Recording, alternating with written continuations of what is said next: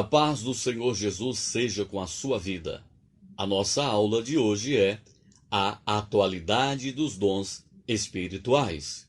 Esse é um oferecimento do canal TV Meja. Antes de prosseguirmos com a nossa aula, lembramos a você que aparece algumas palavras gregas em nossa lição. Iremos ler somente a forma transliterada e não necessariamente a forma correta da pronúncia em grego. Texto áureo. Ora, há diversidade de dons, mas o Espírito é o mesmo. 1 Coríntios, capítulo 12, versículo 4. Verdade prática. Ser pentecostal significa crer na atualidade das manifestações do Espírito Santo, e isso envolve o batismo no Espírito e os dons espirituais. A nossa leitura bíblica está em 1 Coríntios, capítulo 12, do versículo 1 ao 11. Introdução. Os pontos básicos da presente lição são a necessidade e a função dos dons espirituais na atualidade para a demonstração do poder de Deus perante o mundo, a edificação interna da vida da igreja, seu conforto e crescimento espiritual. Primeiro ponto: a necessidade dos dons espirituais hoje. É necessário ensinar na igreja sobre os dons espirituais para que ninguém fique desinformado sobre o assunto. Por meio deles, confessamos o nome de Jesus e somos edificados. O apóstolo introduz a seção afirmando que todos devem se inteirar melhor sobre os dons espirituais. Primeiro subponto: exortação a conhecer os dons, baseado no versículo 1. O apóstolo Paulo mostra que o ensino sobre os dons espirituais é importante e afirma: não quero, irmãos, que sejais ignorantes. Isso não quer dizer falta de experiência sobre o assunto, pois nenhum dom vos falta. 1 Coríntios, capítulo 1, versículo 7. O que o apóstolo quer dizer com essa declaração introdutória é que esperava dos coríntios, e essa é também a vontade do Espírito, ainda na atualidade, que todos os crentes entendam os dons e a sua finalidade. Segundo subponto: pneumáticos e charisma. São os dois termos gregos básicos usados pelo apóstolo para dons espirituais. O adjetivo pneumáticos, espiritual, Paulo emprega de forma substantiva, ton pneumatikon, literalmente, das coisas espirituais.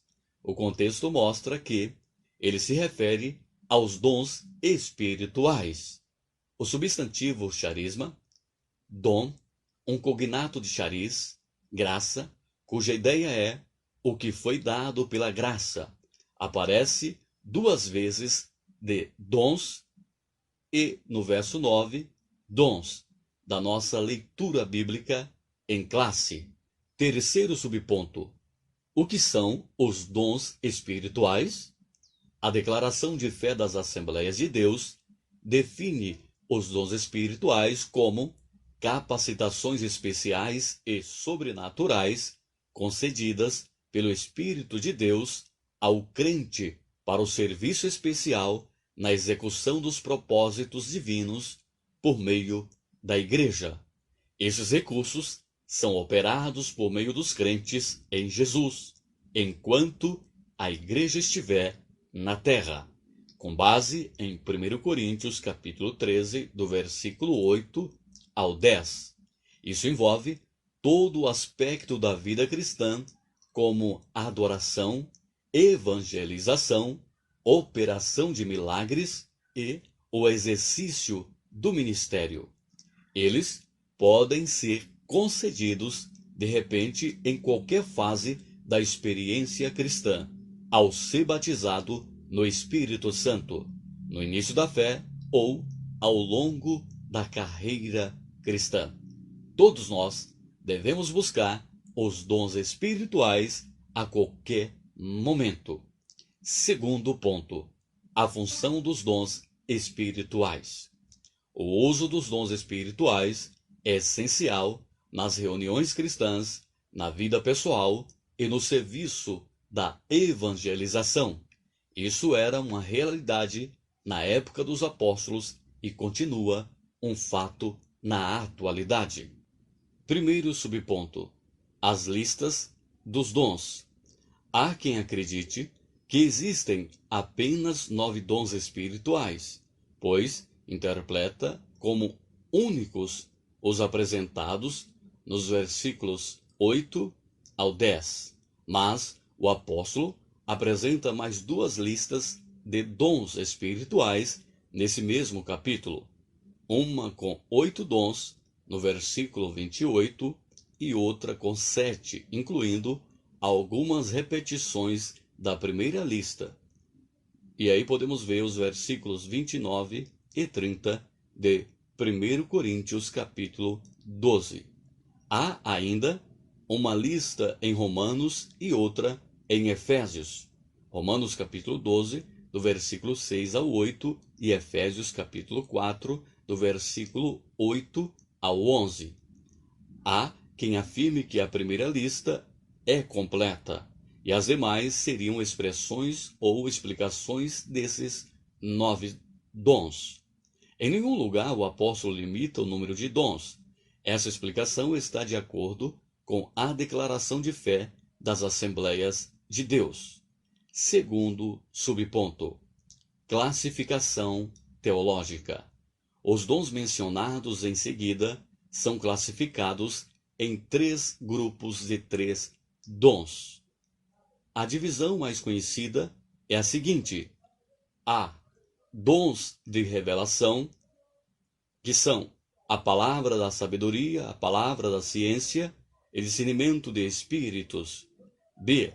Dons de poder, são fé, dons de curar e operações de maravilhas. C. Dons de inspiração, profecia, variedade de línguas e interpretação. Essa é uma das várias classificações, todas elas são didáticas. Terceiro subponto: classificação bíblica.